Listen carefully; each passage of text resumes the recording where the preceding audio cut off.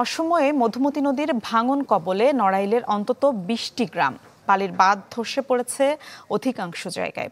অভিযোগ, অবৈধভাবে বালু উত্তোলনের ফলে তৈরি হয়েছে এমন ভাঙন। এতে আসছে বর্ষায় হুমকির মুখে স্কুল, বাড়ি আর রাস্তাঘাট। নিশ্চিন্তে খান স্বাস্থ্যকর অল টাইম পান। All time healthy life. Madhumati পাড়ের কাশীপুর গ্রামের শামসুন নাহার বেগম কয়েক দফা নদী ভাঙনে হারিয়েছেন মাথা গোঁজার ঠাঁই। উপায়ান্তর না দেখে আশ্রয় নেন মেয়ের বাড়িতে। কাশীপুরের মতো নদীগর্ভে বিলীন হচ্ছে আরও ২০টি গ্রাম। অসময়ের ভাঙন কবলে পড়েছে আশ্রয়ন প্রকল্প। হুমকিতে স্কুল, মসজিদ সহ বিভিন্ন প্রতিষ্ঠান। আতঙ্কে দিন কাটাচ্ছেন এলাকাবাসী। আমারটা ছেলে নেই, আমার স্বামী নাই, আমার অর্থ সম্পদ নাই, আমার শ্বশুরের এই অর্থটুকু ছিল।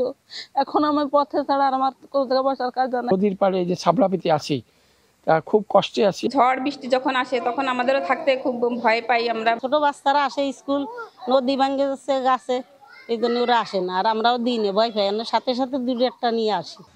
স্থানীয়দের অভিযোগ, নদীর ১০ কিলোমিটার এলাকা জুড়ে অবৈধভাবে বালু উত্তোলন করছে একটি চক্র। এতে বিপদ আরও বাড়ছে। কোনো স্রোত নেই, তারপরও দেখা যাচ্ছে বালু আপনার বস্তাগুলো চলে যাচ্ছে নিচে। এটার কারণই হচ্ছে বালু উত্তোলন। এই বালি কাটা বন্ধ রাখলে আমরা বাঁচতে পারবো না।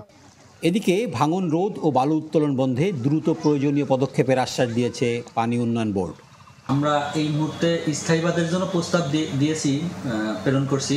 তবে অস্থায়ীভাবে অন্তত এই বর্ষা মৌসুমেও যাতে আমাদের ক্ষতিটা কম হয়, ক্ষতির পরিমাণটা যাতে কমানো যায়, সেই ব্যাপারে আমরা উদ্যোগ গ্রহণ করেছি।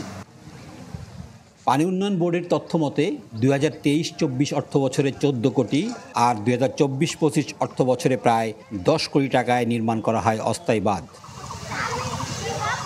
সাইফুল ইসলাম তুহিন, চ্যানেল 24, নড়াইল।